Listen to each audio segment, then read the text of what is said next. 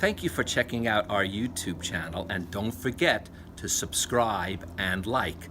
And please visit us at barrykibrick.com, where you'll see all the ways that you can become a patron of our mission and help us continue to build a community of seekers who quest for knowledge, information, and most importantly, wisdom.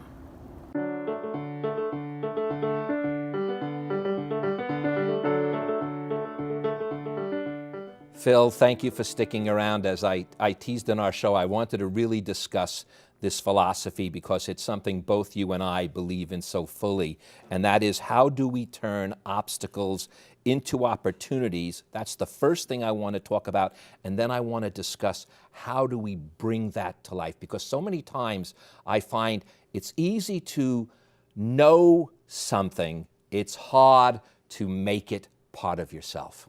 Yeah.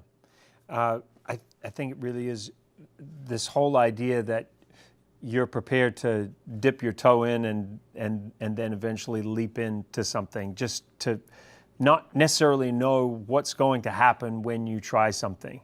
That ability to jump into the unknown, or to take a left instead of a right. A lot of times we get stuck or we get hung up because we try to anticipate what's ahead. We try to think about what's ahead rather than just going into the unknown. It's this idea of being a curious George. I mean, one of my favorite stories when I was a kid was he was just this curious little character who wanted to get out and see the world. And so life is a gift, and the gift is using the life we have to explore the world and to try to find our purpose in it. And not only find our purpose in it, but when we do, realize how important it is. That's so many people forget. They think, well, I'm just the little guy, I'm just, but everyone has a purpose. Yeah. Everyone does. And without, it's all a connected chain. And I can't help but feel that when we make that realization, we ourselves become more calm, more content. But purpose is so important. And everybody, I believe, does have a purpose. And sometimes people, they project, they think, oh, I'm meant to be like this other person.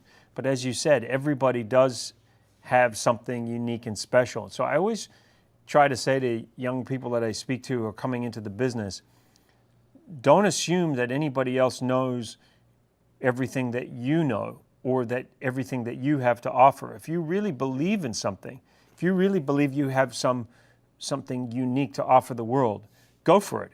Who is anybody else to say that you don't? So it really is about finding that, and that has to do with a lot of soul searching and believing in yourself, and that comes from, again, surrounding yourself with that energy, the positive energy of people who will lift you up and where you can help each other find a path in life. Taking the poison out of your life, taking away those people who are negative, who maybe those people who start with no rather than start with yes. And so again, I have been so incredibly lucky in my life that I have been surrounded by yes people as opposed to no people. And you know from your own life experience, when you pitch an idea to somebody, and sometimes people will immediately start with no. No, I don't know about that. And then there are other people that immediately start with, that's interesting. Well, how would you think about doing that? And then they maybe throw you a bone and kind of feed you and give you that energy. People that you're around that make you feel uplifted, as opposed to other people where you just feel like they just pulled the lifeblood right out of you, and you're just like, and you realize, I can't be around these people. And you know what? You also have to realize that you can't put yourself as the no person. Right. So many times, that's probably the biggest problem we face, is not the other person telling us no, it's our own mind saying no. This is this whole idea of practicing something to become good at it. So I said to my daughter's now 23, we had a rule in the house that she wasn't allowed to say no or that she couldn't do something. She could say, I find that challenging and that's really difficult, but not, I can't do that math homework. I can't hit the ball. I can't. Just take I can't completely out of her vocabulary as a young person. I said to her, if you believe in this idea of 10,000 hours to become a maestro, to become good at something, there are people in life who have spent 10,000 plus hours at being a pessimist. And I've met some amazing pessimists. And they are experts. And there are times where I will laugh and say, you know, that is the best excuse. You are unbelievably good at being a pessimist. I'll just tell them. I said, how long have you been practicing being a pessimist? And conversely, you'll meet people who have spent 10,000 plus hours being an optimist.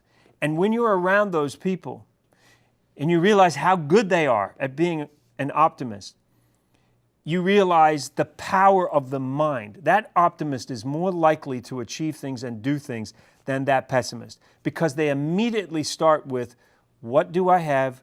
What can I do? As opposed to what don't I have and what can't I do? So I keep encouraging people, when you notice that you're going to that pessimist place of mind or that state of mind, try to reverse it. Try to correct yourself and turn the other way and practice this part.